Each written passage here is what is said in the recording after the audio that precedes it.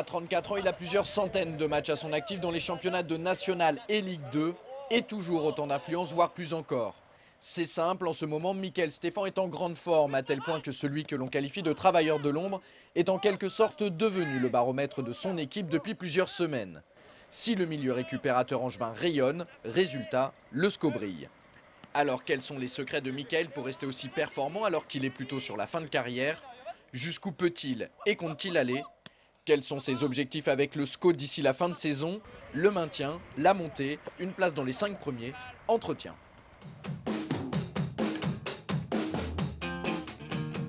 Je suis bien aussi, c'est peut-être parce que toute l'équipe est bien, donc je ne suis pas un joueur qui peut ressortir du lot tout seul individuellement, style Anto ou Bruno, quoi. On sent qu'ils ont vraiment la classe au-dessus, donc moi à partir du moment où tout le groupe, toute l'équipe se sent bien, je me sens bien et peut-être que ça se ressent sur mes performances.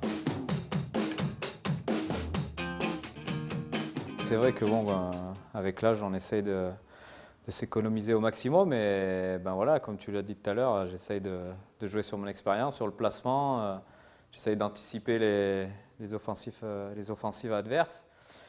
Donc ouais, c'est beaucoup de placements. La Ligue 2, comme je l'ai dit, ça commence à être de plus en plus difficile. Il y a des jeunes qui poussent, ça commence à être de plus en plus physique, athlétique, donc il faut s'accrocher. Je travaille à l'entraînement, voilà, c'est un tout.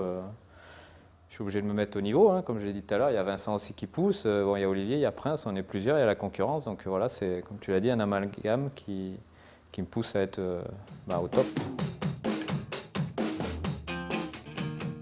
On a toujours des objectifs en début de saison, c'est de faire mieux que l'année précédente.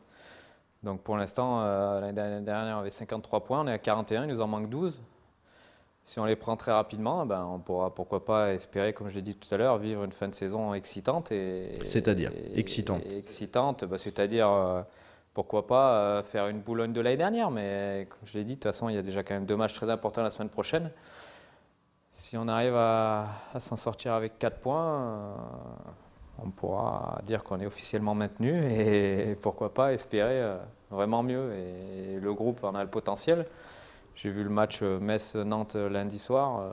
On n'a pas grand-chose à envier à Metz, quoi, voilà, en ce moment. Donc, on a l'expérience de l'année dernière.